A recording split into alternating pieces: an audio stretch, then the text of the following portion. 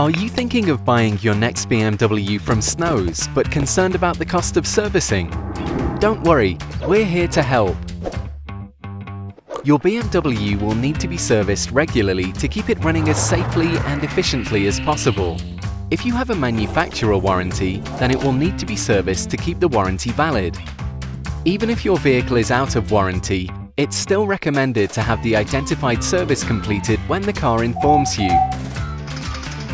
By keeping your car maintained, it can help to avoid breakdowns or potentially expensive repairs. Not forgetting, when your car is 3 years old, it will also be necessary to have an MOT test and its end-of-warranty inspection carried out. Regardless of how old your BMW is, we have a service plan that will suit you. You can choose between a 2, 3 or 4-year plan, so you can tailor your plan exactly to your own requirements.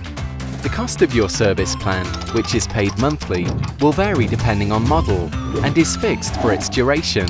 This means that you're protected against inflation and any price increases that may happen in the future.